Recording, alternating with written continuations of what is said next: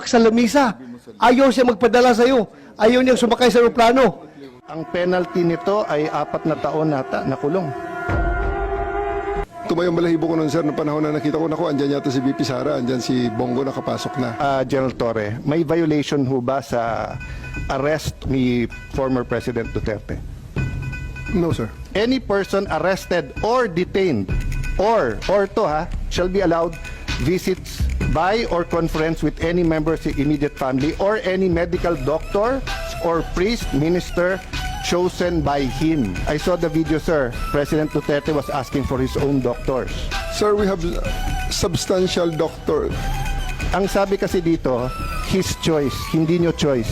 I saw the video wherein you're saying 2-star, ako na nagdedesisyon, I will not allow VP Sara in. Tama? Yes, sir. Hindi ba siya anak? Nung nakita ko tong batas na to, nakalagay, pag anak, you cannot stop them. Ang penalty nito ay 4 na taon nata na kulong. Bawal na pigilan yung anak na bumisita. So it's your call to violate the law.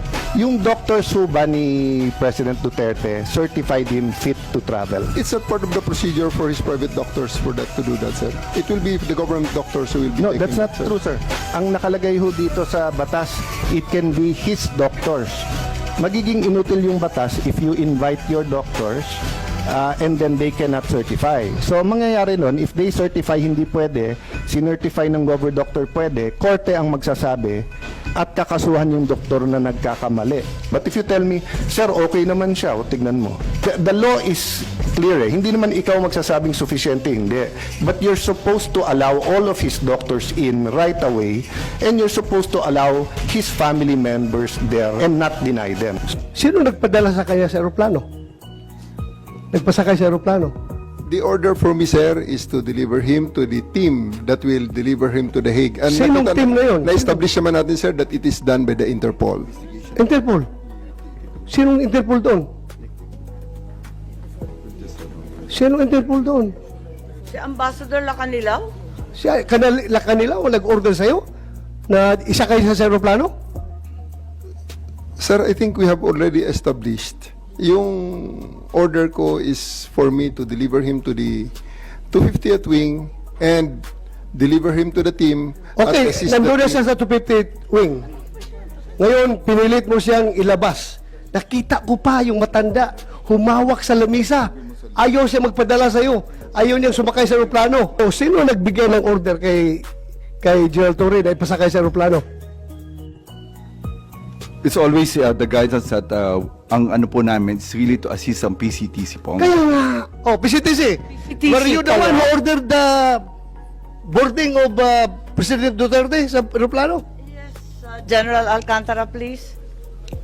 Mr. Senator, Madam Chair, I've said from time to time that my mandate is to coordinate our law enforcement agencies to comply with the requirement of the Interpol.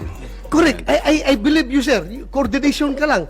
Ng coordination ka lang. Pero sinabi ni General Marvel That na is ikaw daw nag-order sa That kanya. is the limit of my power. Yeah. But according to General Marvel, ikaw daw nag-order sa And kanila that is- na isakay sa aeroplano si and that Pangulong is the Duterte. limit also of my authority. That's my mandate. To My have him. mandate is to coordinate, Coordinate. disseminate. So, for the record, hindi ka nagbigay ng order kay General Marvel na isakay siya sa aeroplano? Hindi. For the record. For the record, I am not the authority to order the arrest, to order the So just boarding of the plane. categorically, did you or did you not give the order to General Marvel? No. No.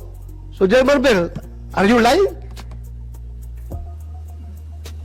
So I'm not lying, but I just want to have the executive privilege po regarding this matter. This Ay, operational matter. nandito na tayo eh.